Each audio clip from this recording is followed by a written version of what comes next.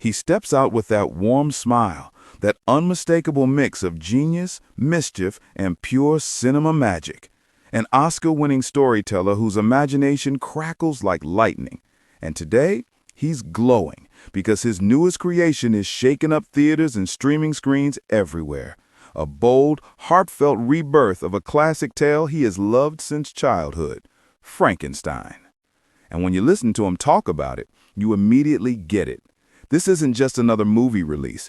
This is a wish whispered at age 7, finally brought to life. He remembers the exact moment the obsession began, a quiet Sunday right after Mass. Raised in a deeply Catholic family, he and his grandmother settled in for a movie on TV. She saw Jesus, he saw scars and resurrection scenes, and he thought, with all the seriousness of a 7-year-old, yes, this is my Messiah. 2 resurrections after all, one holy, one stitched together. And then, at 11 years old, he read the book, Mary Shelley's masterpiece, a novel dreamed up by a teenager centuries ago. And little Guillermo decided right then and there, I'm going to make this movie. A kid from Guadalajara making a promise to his future self, a promise he kept. Today, he's proud, and he should be. The film isn't fading week by week like most. It's rising, growing, thriving. 600 completely sold-out screenings. Audiences returning again and again because it's touching something deep inside them, something healing, something emotional. Something that feels like it was waiting for this story to be told in his voice. And he's been building toward it his entire life. His house holds an entire room dedicated to Frankenstein, with bars, creatures, sketches, memories, a living room filled with the heartbeat of his imagination. He laughs about it now, but he's been drawing versions of the creature since he was 19. Dozens of sketches, each one evolving. Each one bringing him closer to the version we now see on screen. His grandmother even thought he needed an exorcism twice. But that's the funny thing about him. He makes monsters feel human, and humans feel a little monstrous. He questions the logic behind classic imagery.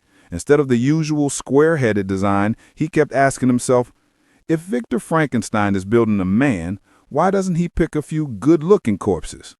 It's morbidly funny, totally logical, and absolutely Del Toro. Even the Japanese vinyl collectibles based on his early designs look like a wrestling tag team, big, fierce, ready to slam their way into cinematic history. But beneath the humor lies something richer. This film carries the weight of fathers and sons, generations passing pain down without realizing it. The idea of creation and responsibility, and a deeply Catholic echo of sacrifice and love. He speaks about his father, a man he adored, but who remained mysterious, a towering presence in their Latin family, someone he wanted to be nothing like until the day he looked in the mirror at 40 and realized he had become him. And that emotional truth lives inside the film. It's why people are watching it 5 times. It hits a place we don't talk about enough, the complicated love between fathers and sons, and the quiet wounds we carry from childhood. But of course, with Guillermo, the story never stops at emotion. It takes a beautifully strange turn into ghosts. He's currently trying to buy a haunted house in England. Not a regular old mansion, not a quirky estate, a certified haunted house. And his instructions to the real estate broker were simple. It has to be haunted, and I need to spend a night there and experience something, or I'm not buying it. Who does that? A man raised around monsters, that's who. He's already heard ghosts twice in his life. The second encounter was so dramatic, you'd think it was scripted for one of his own films. He was scouting locations for The Hobbit, staying in an old hotel, the kind of place where the walls seemed to breathe. He asked for the haunted room, obviously. And while watching The Wire, completely out of horror mode, he suddenly heard the unmistakable sounds of a murder happening in the room around him. Screaming, crying, stabbing. He froze, didn't sleep, didn't move, just stared at his laptop with his headphones in until morning. And now, he wants to experience that every night. His dream home comes with ghosts included. He jokes that Casper was too friendly for his taste, too soft, too baby-shaped.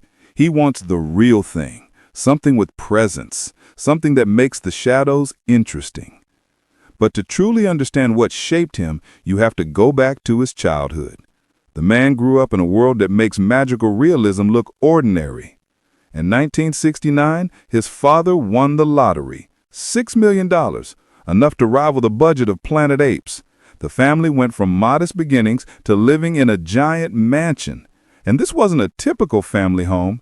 He could ride his tricycle down hallways for what felt like miles, like Danny in The Shining. He could go weeks without seeing another adult.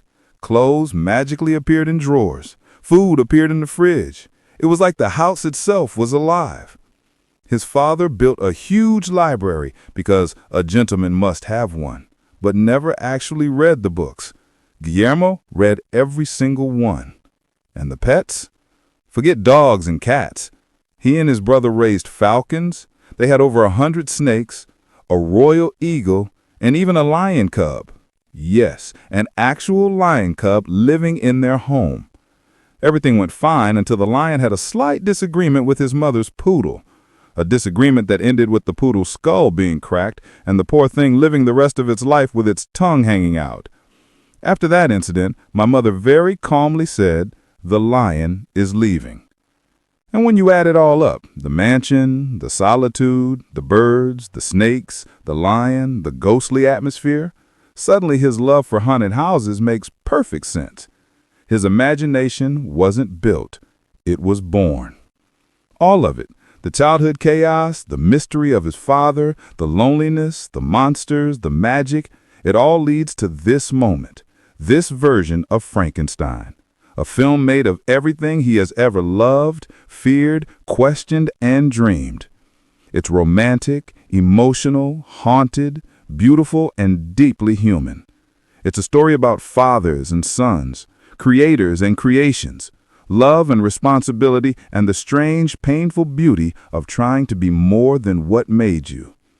And now, as Frankenstein storms into theaters and onto streaming screens everywhere, audiences everywhere are stepping into his world, a world stitched together with imagination, religion, childhood memories, ghost stories, and the kind of passion only a lifelong dream can ignite. If you're ready for something powerful, something heartfelt, something strange and wonderful, this is your moment. Step into the story, feel it, let it stay with you long after the credits fade. And celebrate the magic of a man who proved that monsters aren't meant to be feared, they're meant to be understood.